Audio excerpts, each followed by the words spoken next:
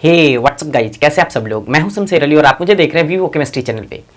तो जैसा कि आप जानते हैं कि बिहार बोर्ड के द्वारा 10th क्लास का रिजल्ट जारी कर दिया गया है और अब हम लोग रेगुलरली 11th क्लास की केमिस्ट्री की वीडियो डेली इसी चैनल पर अपलोड करेंगे और रेगुलर वीडियो आएगी, जिससे आप लोगों की इस लॉकडाउन के कंडीशन में काफ़ी आसानी से सिलेबस कंप्लीट हो सकेगा। मैं अपनी तरफ से पूरी कोशिश करूंगा कि इस साल 11th क्लास और 12th क्लास की केमिस्ट्री को पूरी तरीके से वीडियो बना करके और उसको इस चैनल पे अपलोड कर दूं।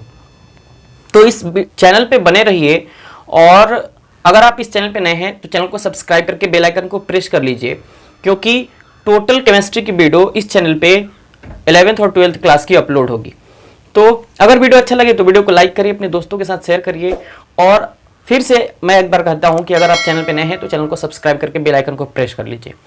आज की इस वीडियो में हम लोग टेम्परेचर यानी तापमान के बारे में बात करेंगे। इससे पहले हम लोगों ने 11th क्लास की कुछ बेसिक कॉन्सेप्ट ऑफ केमिस्ट्री पहले चैप्टर से कुछ बेसिक टॉपिक के बारे में हमने बात किया है। उसका लिंक आपको डिस्क्रिप्शन बॉक्स में मिल जाएगा, वहां से आप चेकआउट कर सकते हैं। और आज से ये रेगुलर वीडियो आएगी। तो आज की वीडियो में हम लोग पढ़ेंगे टेम्परेचर यानी तापमान। तो चलिए स्टार्ट करते हैं। टेम्परेचर यानी तापमान एक ऐसा टॉपिक है जो आपको 11th क्लास में केमिस्ट्री में भी पढ़ना है और फिजिक्स में भी पढ़ना है। तो सबसे पहले हम लोग ये देखते हैं कि बहुत सारे स्टूडेंट ऐसे होते हैं कि जिनको हीट यानी उष्मा और टेम्परेचर यानी तापमान दोनों में फर्क समझ नहीं आता। तो सबसे पहले हम लोग क्या करते हैं कि हीट को थोड़ा देखते हैं। हीट आखिर होता क्या है। जैसा कि आप मान लें कि ये एक छोटा सा बर्तन है और इस छोटे से बर्तन में आपने क्या किया, पानी के कणों को रखा। क्लियर। जैसे ही आप पानी के कणों को रखते हैं तो पानी के कणों को रखने के बाद और यहां से आपने अगर इस बर्तन को गर्म करना शुरू किया, तो जब गर्म करना शुरू किया तो गर्म करने पर बर्तन में जो एनर्जी पास आउट होती है और बर्तन के बाद बर्तन से ये पानी के कण जो एनर्जी अपने अंदर ऑब्जॉर्व करते हैं, जो एनर्जी अपने अंदर एब्जॉर्ब करते हैं और शोषित करते हैं, जिसके कारण ये क्या होते हैं, गर्म हो जाते हैं। तो उसी एनर्जी को हम लोग क्या कहते हैं, हीट यानी कि उष्मा कहते हैं। या दूसरे तरीके से भी आप समझ सकते हैं, अगर ये एक बर्तन है और इस बर्तन के बिल्कुल पास एक और बर्तन आप एकदम सटा करके रख दें, ऐसे इसके पास बिल्कुल ऐसे ही सटा करके रख दें और इसको गर्म करें। इसको जैसे ही आप गर्म करते हैं तो उसमें से क्या निकलती है, एनर्जी निकलती है। जब एनर्जी निकलती है तो इस बर्तन के कारण ये भी बर्तन, ये पहला बर्तन और ये दूसरा बर्तन, तो जब ये थोड़ा गर्म हो जाता है तो इस गर्म बर्तन के सटने से ये भी बर्तन काफी आसानी से गर्म हो जाता है। तो जो एनर्जी पहले बर्तन से दूसरे बर्तन की तरफ पास आउट होती है, उसी एनर्जी को हम लोग क्या कहते हैं, हीट एनर्जी कहते हैं, यानी उष्मा ऊर्जा कहते हैं। बात क्लियर हुई। अब देखिए, इस बर्तन में जितने कण मौजूद हैं, इस कण में जो उष्मा यानी हीट का कलेक्शन होता है, उन सभी उष्मा का औसत, उन सभी हीट एनर्जी का एवरेज टेम्परेचर कहलाता है। क्या कहलाता है, टेम्परेचर कहलाता है। तो कहेंगे कि किसी ऑब्जेक्ट में, आप डेफिनेशन ऐसे लिख सकते हैं, किसी ऑब्जेक्ट में मौजूद हीट एनर्जी का एवरेज क्या कहलाता है, टेम्परेचर कहलाता है। तो यहां लिख सकते हैं किसी ऑब्जेक्ट यानी वस्तु में प्रत्येक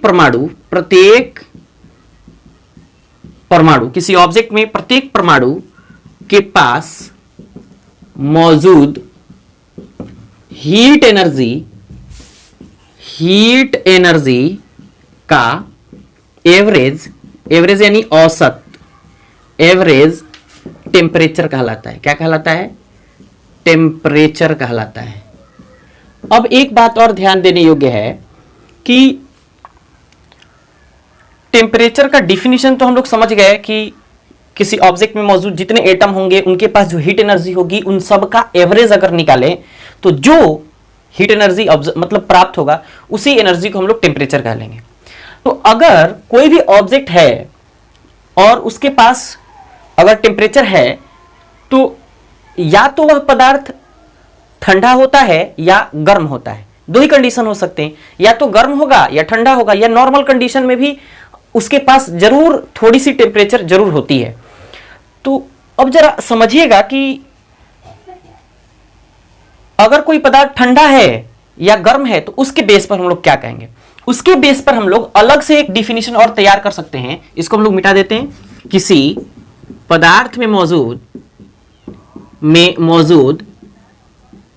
हॉटनेस, या हॉटनेस का मतलब गर्माहट, हॉटनेस या कूलनेस यानी ठंडक को क्या कहते हैं, टेम्परेचर कहते हैं। अब ये आप बात आराम से मतलब समझ गए होंगे कि हाँ भाई ये टेम्परेचर है क्या, बात क्लियर हुई। अब सुनिए सबसे अहम बात कि टेम्परेचर की स्टडी को कहते क्या है, क्वेश्चन आता होगा माइंड में। तो लिखिएगा कि टेम्परेचर के अध्ययन को स्टडी को क्या कहते हैं, थर्मोमेट्री कहते हैं, थर्मोमेट्री कहते हैं। क्लियर। अगला पॉइंट आप नोट करिएगा कि टेम्परेचर का एसआई यूनिट, टेम्परेचर का SI unit, international system units क्या होता है, केल्विन होता है। केल्विन, KELVIN, कैपिटल के द्वारा इसको रिप्रेजेंट किया जाता है। तो ये टेम्परेचर से जुड़े कुछ बातें हैं। अब हम लोग ये देखेंगे कि आखिर टेम्परेचर किन किन यंत्रों से मापा जाता है, उसके कौन कौन से स्केल होते हैं। जिस तरीके से मीटर मतलब लंबाई मापने के लिए एक मीटर स्केल का इस्तेमाल किया जाता है, ठीक उसी तरीके से टेम्परेचर मापने के लिए भी 3 टेम्परेचर स्केल का इस्तेमाल किया जाता है। तो चलिए सबसे पहले इसको मिटाते हैं और फिर हम टेम्परेचर स्केल के बारे में बात करते हैं। तो टेम्परेचर स्केल मेनली मुख्यतः 3 टाइप के होते हैं। एक होता है degree Celsius scale, degree Celsius scale, degree Celsius scale जिसको डिग्री सी के द्वारा रिप्रेजेंट करते हैं। दूसरा होता है केल्विन स्केल जिसको कैपिटल के द्वारा रिप्रेजेंट करते हैं। और तीसरा होता है degree Fahrenheit, degree Fahrenheit scale जिसको डिग्री कैपिटल एफ के द्वारा रिप्रेजेंट करते हैं। ये 3 मेनली एनसीईआरटी के अकॉर्डिंग हम लोग को पढ़ना है। और भी अलग अलग कंट्री में अलग अलग टेम्परेचर स्केल चलते हैं और बहुत 2 और जैसे रोमर और रैंकिन 2 स्केल हैं जिनसे अलग अलग कंट्री में काफ़ी ज़्यादा टेम्परेचर मापने के लिए उनका यूज़ किया जाता है। लेकिन हम लोग को एनसीईआरटी के अकॉर्डिंग केवल 3 ही टेम्परेचर स्केल के बारे में पढ़ने हैं। तो चलिए हम लोग एक एक करके सबसे पहले इनको देखते हैं। अगर हम पहले की बात करें तो पहला है डिग्री सेल्सियस स्केल। इस डिग्री सेल्सियस स्केल को 0 से जनरली 0 से 100 डिग्री सेल्सियस तक मापा जाता है। और इस केल्विन को 273 से 373 केल्विन, जनरली एक अगर छोटा पैमाना ले तो 273 से 373 केल्विन तक मापा जाता है। और डिग्री फ़ारेनहाइट में 32 डिग्री फ़ारेनहाइट से 212 डिग्री फ़ारेनहाइट तक जनरली मापा जाता है। क्लियर हुआ। अब देखिए सबसे पहले हम डिग्री सेल्सियस की बात करते हैं। तो अगर मान के चलिए डिग्री सेल्सियस स्केल को हमने ऐसे एक लाइनअप के रूप में खींच दिया जिसमें ये 0 डिग्री सेल्सियस है और ये 100 डिग्री सेल्सियस है। क्लियर। अब इस डिग्री सेल्सियस स्केल में जैसे ही आगे बढ़ते हैं तो बीच में 50 डिग्री सेल्सियस होना चाहिए। क्लियर। आगे बढ़ते हैं। इसके बाद ये आधा 25 डिग्री सेल्सियस होना चाहिए। क्लियर। इसके बाद थोड़ा आगे बढ़े तो ये 75 डिग्री होना चाहिए। इससे पहले 70 डिग्री होना चाहिए। क्लियर हुआ। अब जरा समझिए 25 और 50 के बीच यहां अगर हम 37 डिग्री सेल्सियस इधर बना दें तो क्लियर समझ आ रही है। आगे बढ़ते हैं। यहां देखिए 0 डिग्री सेल्सियस को हम लोग मेल्टिंग पॉइंट ऑफ आइस कहते हैं। मतलब बर्फ जो है ये कितने डिग्री सेल्सियस पर गलना शुरू कर देता है 0 डिग्री सेल्सियस पर। दूसरी तरफ अगर हम बात करें ये 25 डिग्री सेल्सियस, तो किसी भी रूम का टेम्परेचर, आर टेम्परेचर यानी रूम टेम्परेचर लगभग 25 डिग्री सेल्सियस इन जनरल होता है। लेकिन अभी ग्लोबल वार्मिंग के चलते ये टेम्परेचर बढ़ चुका है और 27 डिग्री सेल्सियस हो चुका है, लेकिन एनसीईआरटी में 25 डिग्री सेल्सियस से लिखता है, तो इसलिए हम लोग वही समझेंगे। क्लियर हुआ? अब देखिए 37 डिग्री सेल्सियस, ये 37 degree Celsius human body temperature है, मतलब HBT ह्यूमन बॉडी टेम्परेचर, मतलब मानव शरीर का तापमान होता है। आगे अगर बढ़े तो ये 50 डिग्री सेल्सियस में कोई ज्यादा स्टैंडर्ड नहीं है। 70 डिग्री सेल्सियस जो है ये मिल्क पास्चुराइजेशन पॉइंट होता है, मिल्क पास्चुराइजेशन पॉइंट, मतलब इतने डिग्री सेल्सियस तक अगर हम गर्म करें दूध को तो ये काफी आसानी से इनमें जितने बैक्टीरिया वगैरह होंगे वो सब के सब मर जाते हैं और मिल्क जो होता है थोड़ा फ्रेश हो जाता है। 100 डिग्री सेल्सियस की बात करें तो ये बॉइलिंग पॉइंट, कौन सा point? Boiling point of water है, बॉइलिंग पॉइंट ऑफ वाटर है। तो ये रहा डिग्री सेल्सियस स्केल, जिसमें 0 degree Celsius melting point of ice, मतलब बर्फ का गलनांक, ये 25 डिग्री सेल्सियस कमरे का तापमान, 37 डिग्री सेल्सियस मानव शरीर का तापमान, 70 डिग्री सेल्सियस दूध का पास्चुराइजेशन पॉइंट और 100 degree Celsius boiling point of water यानी जल का क्वथनांक। अब हम लोग दूसरे केल्विन स्केल के बारे में बात करते हैं। केल्विन स्केल जो होता है, अगर ऐसे हम इसको खींच दें तो केल्विन स्केल में सबसे निचला पॉइंट 273.15 केल्विन और सबसे ऊपर का पॉइंट 373.15 केल्विन होता है। बीच का जो पॉइंट होगा ये अगर 273 में 50 जोड़ेंगे तो टोटल कितना हो जाएगा? 333.15 केल्विन होता है। यही अगर हम लोग थोड़ा और आगे बढ़ें तो लगभग 298.15 केल्विन ये यहां क्या होगा? रूम टेम्परेचर होगा, आर टेम्परेचर यानी रूम टेम्परेचर होगा। इसी तरीके से और आगे बढ़े तो 310 केल्विन, 310.15 केल्विन जो होगा ये किसी भी इंसान के ह्यूमन बॉडी, मतलब किसी भी इंसान के बॉडी का टेम्परेचर होगा। और इसके आगे पास्चुराइजेशन पॉइंट की अगर बात करें तो 343.15 केल्विन। आप चेक कर लीजिए 70 और 70 कितना होगा, यानी 340, 273 और 70 340 और 343.15 केल्विन जो होता है ये पास्चुराइजेशन पॉइंट होता है। पास्चुराइजेशन पॉइंट ऑफ मिल्क यानी कि दूध का पास्चुराइजेशन पॉइंट। और 373 केल्विन जो होता है ये वाटर का बॉइलिंग पॉइंट होता है, वाटर का बॉइलिंग पॉइंट। और 373 केल्विन जो होगा ये आइस पॉइंट, या इसी को हम लोग अभी क्या लिखे थे? Melting point of ice, melting point of ice यानी बर्फ का क्या होगा? गलनांक। क्लियर हुआ? इतना आप नोट करिए। अब देखिए जरा, अगर हम लोग यहां फ़ारेनहाइट के लिए जगह तो बचा नहीं है, तो इसको क्या करते हैं हम लोग, इसको इधर लिख लेते हैं of pasteurisation point of milk. अब जरा देखिए यहां जब हम लोग डिग्री सेल्सियस स्केल के लिए कोई न्यूमेरिकल करते हैं तो हम लोग फॉर्मूला लिखते हैं कि degree Celsius scale is equal to Kelvin minus 273.15। ये एक जनरल फॉर्मूला है जिससे हम लोग डिग्री सेल्सियस स्केल पर उपस्थित तापमान अगर केल्विन में दिया हो तो काफी आसानी से हम लोग याद कर सकते हैं। वहीं अगर हम लोग केल्विन की बात करें तो kelvin is equal to degree Celsius plus 273.15। ये इन जनरल ये एक फॉर्मूला है। अब हम फ़ारेनहाइट की बात करते हैं। ये फ़ारेनहाइट स्केल को अगर हम लोग यहां 32 डिग्री फ़ारेनहाइट और यहां 212 डिग्री फ़ारेनहाइट कहें, इसको 212 डिग्री फ़ारेनहाइट कहें तो 32 डिग्री फ़ारेनहाइट ये आइस पॉइंट कहलाता है और ये H2O का क्या कहलाएगा? बॉइलिंग पॉइंट कहलाएगा। क्लियर हुआ? अब जरा देखिए बाद अगर हम आगे बढ़ें तो ये इन जनरल बीच वाले पॉइंट आप अपने से भी अब लिख सकते हैं काफी आसानी से।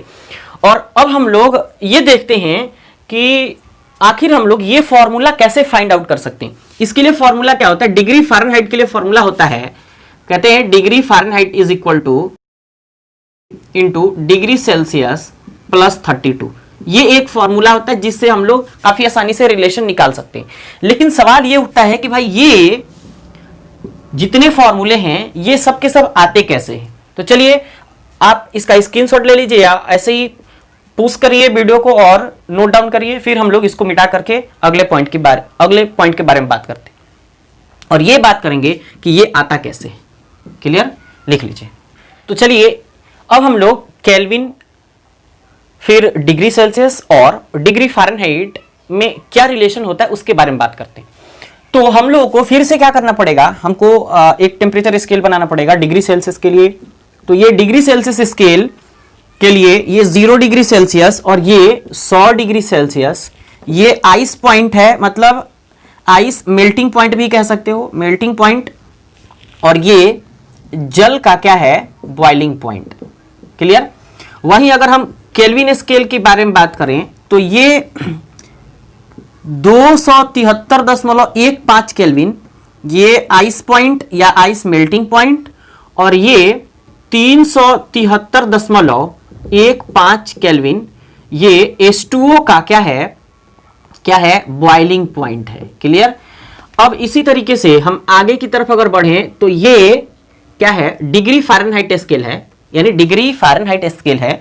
इसमें ये 32 डिग्री फ़ारेनहाइट और ये 212 डिग्री फ़ारेनहाइट है। ये आइस पॉइंट यानी आइस मेल्टिंग पॉइंट और ये H2O का क्या है, बॉइलिंग पॉइंट है। क्लियर। अब हम लोग रिलेशन देखते हैं। सबसे पहला रिलेशन ये देखते हैं कि डिग्री सेल्सियस और केल्विन में क्या रिलेशन है। तो लिखिएगा relation between kelvin and degree Celsius. Clear. अब देखिए फॉर्मूला क्या होता है। ये फॉर्मूला जो हम अभी बता रहे हैं इसको अगर आपने अपने माइंड में कवर कर लिया तो समझिए कि आप दुनिया का कोई भी टेम्परेचर स्केल हो उसको काफी आसानी से आप डिफाइन कर सकते हैं, उससे फॉर्मूले और रिलेशन निकाल सकते हैं। तो चलिए हम लोग रिलेशन निकालते हैं। कहता है degree Celsius minus ice point या आइस मेल्टिंग पॉइंट जो कह लो, बाई, मतलब बाई कहो या अपॉन कहो, by boiling point of H2O minus melting point of ice, या आप आइस पॉइंट लिखो या मेल्टिंग पॉइंट ऑफ आइस लिखो। यहां मेल्टिंग पॉइंट ऑफ आइस ही लिखो तो बेहतर होगा, मेल्टिंग पॉइंट ऑफ आइस, इसको भी आप लिख सकते हैं। अब जरा देखिए, ये तो हो गया डिग्री सेल्सियस की बात। अब हम केल्विन की बात करते हैं। तो केल्विन में क्या होता है, केल्विन में होता है केल्विन माइनस आइस पॉइंट यानी मेल्टिंग पॉइंट ऑफ आइस, कितना होता है 273.15 Kelvin upon boiling point of H2O minus कितना मेल्टिंग पॉइंट ऑफ क्या, आइस। क्लियर। ये फॉर्मूला है। जरा फिर से एक बार देखिए, degree Celsius minus ice point by boiling point of H2O minus melting point of ice is equal to Kelvin minus 273.15 Kelvin, या जो आप कह लो 273.15। तो हम लोग डायरेक्ट लिख दिए हैं यहां आइस पॉइंट या मेल्टिंग पॉइंट ऑफ आइस लिख लो, मेल्टिंग पॉइंट ऑफ आइस आप अपने से लिख सकते हो। अब देखिए डिग्री सेल्सियस को डिग्री सेल्सियस रहने दीजिए, minus ice point. Degree Celsius scale में आइस पॉइंट कितना है, 0 डिग्री सेल्सियस, कितना है 0 डिग्री। अब देखिए माइनस तो minus boiling point of H2O मतलब upon boiling point of H2O कितना होता है 100 डिग्री सेल्सियस, तो 100 लिख लीजिए। और उसके बाद माइनस तो माइनस, अब मेल्टिंग पॉइंट ऑफ आइस कितना होता है 0 डिग्री सेल्सियस बराबर केल्विन तो kelvin minus melting point of ice. Melting point of ice kelvin scale में 273.15 और boiling point of H2O 373.15 minus कितना मेल्टिंग पॉइंट ऑफ आइस कितना होता है 273.15 केल्विन स्केल में। अब जरा देखिए, अब हम लोग क्या करते हैं, 0 डिग्री सेल्सियस माइनस 0 कुछ नहीं, तो 0 डिग्री सेल्सियस, तो इसको 0 को हटा देते हैं, डिग्री सेल्सियस बाई कितना हो गया 100।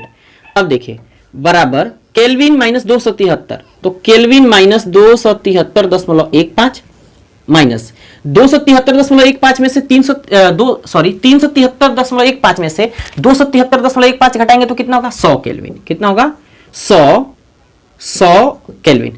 अब देखिए इधर देखिएगा 100 से 100 ये कैंसिल हो जाएगा, जरा चेक करिए, ये यहां हम केल्विन नहीं लिखेंगे क्योंकि यहां हमने केल्विन नहीं लिखा है। 100 से 100 कैंसिल हो जाएगा, तो अब क्या बचेगा डिग्री सेल्सियस बराबर केल्विन माइनस 273.15, और ये डिग्री सेल्सियस और केल्विन में आपका रिलेशन तैयार हो गया और यहां से आप फॉर्मूला निकाल सकते हो। इसी तरीके से अगर आप केल्विन लिखना चाहते हैं, केल्विन में फॉर्मूला लिखना चाहते हैं, तो लिखेंगे क्या, लिखेंगे डिग्री सेल्सियस प्लस 273.15, ये आपके दो फॉर्मूले तैयार हो गए। तो चलिए, अगर वीडियो अच्छा लग रहा है तो वीडियो को लाइक कर दीजिए और अपने दोस्तों के साथ शेयर कर दीजिए ताकि उनकी 11th क्लास की केमिस्ट्री स्टार्ट हो सके। तो ये रहा इसका रिलेशन, क्लियर हुआ। ये आपको याद रखना पड़ेगा, काफी आसानी से याद हो जाएगा। Degree Celsius minus ice point, degree Celsius और केल्विन का निकाल रहे रिलेशन, तो सबसे पहले डिग्री सेल्सियस का रखिए, उसके बाद केल्विन का रखिए।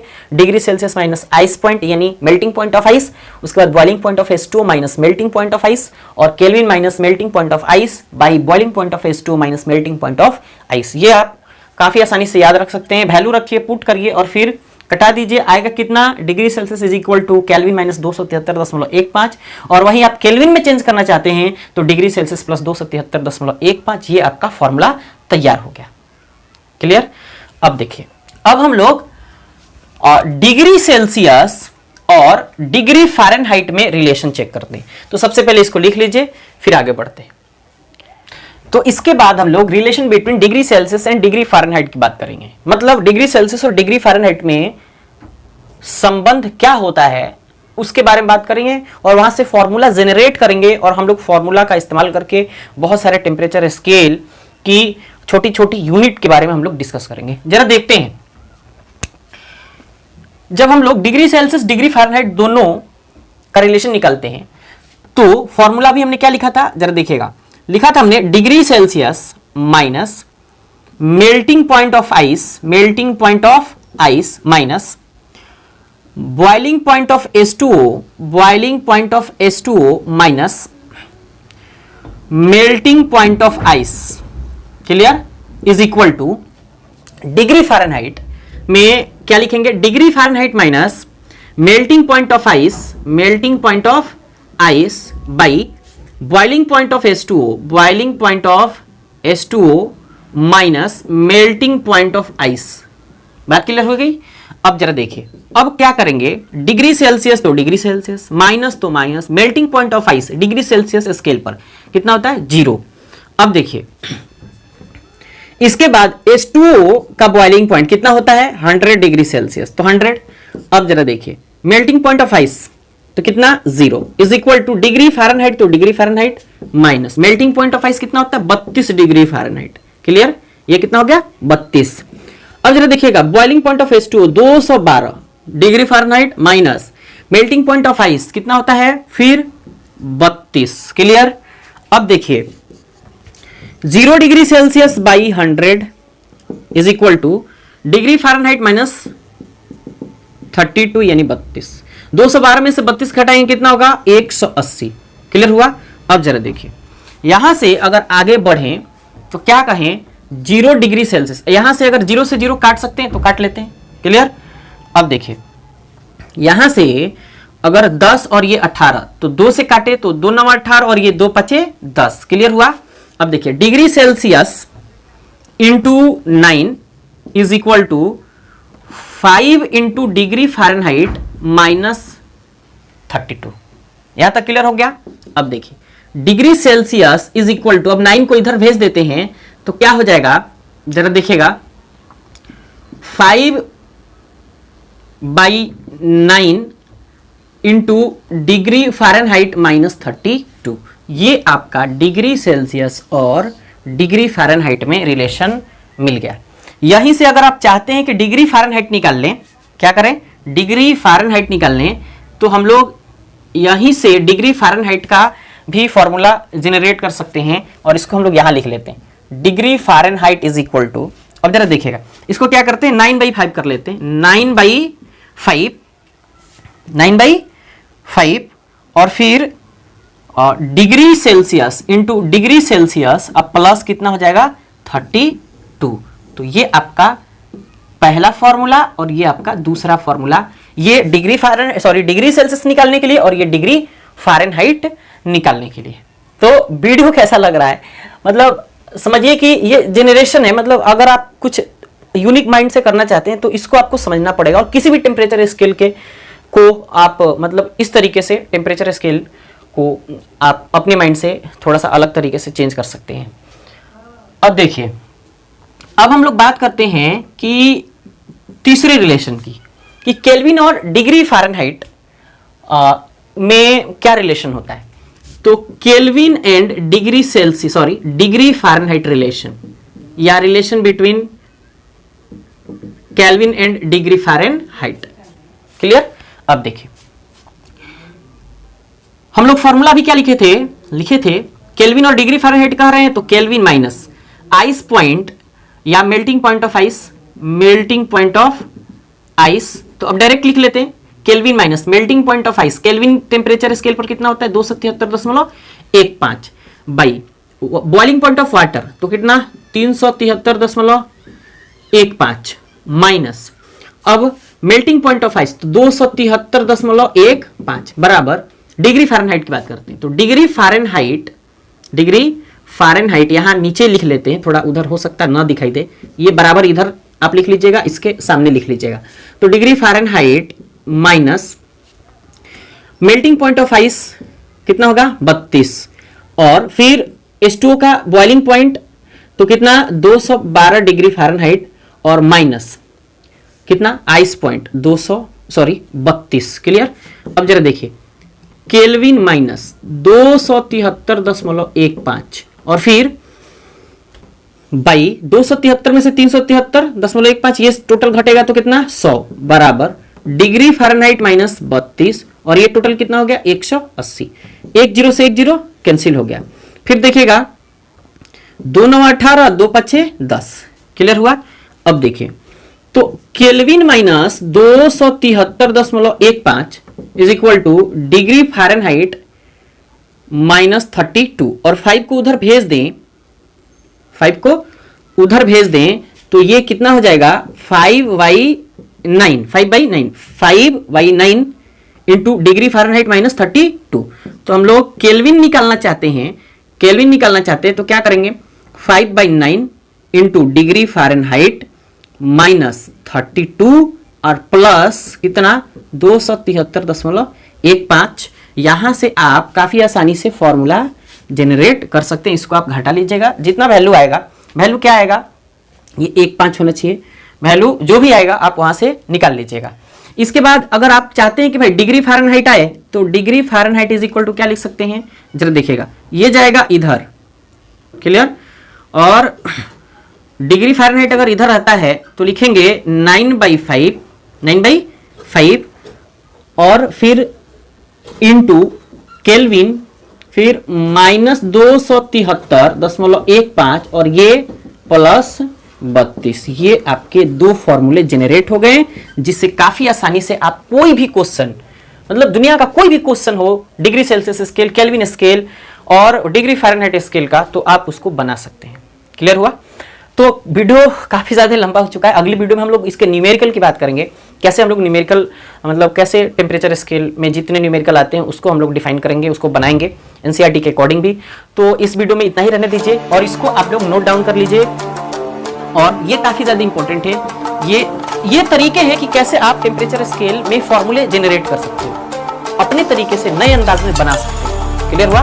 तो चलिए, और नेक्स्ट वीडियो में हम मिलते हैं इसके न्यूमेरिकल के साथ। तब तक लॉकडाउन वाले कंडीशन में और बिहार बोर्ड जो एग्जाम जो बिहार बोर्ड का हुआ था उसमें बिहार बोर्ड ने तो रिजल्ट दे ही दिया है, और चैनल पे बने रहिए, क्योंकि इस चैनल पे आपको डेली रेगुलरली आपको एक एक लेक्चर मिलेगा वीडियो के थ्रू। तो वीडियो में बने रहिए और चैनल पे बने रहिए, और वीडियो अच्छा लगे तो वीडियो को लाइक करें, अपने दोस्तों के साथ शेयर करिए, और चैनल पे नए हैं तो चैनल को सब्सक्राइब करके बेल आइकन को प्रेस करिए, ताकि आपकी केमिस्ट्री काफ़ी दुगुनी रफ्तार से चल सके। तो चलिए मिलते हैं नेक्स्ट वीडियो में।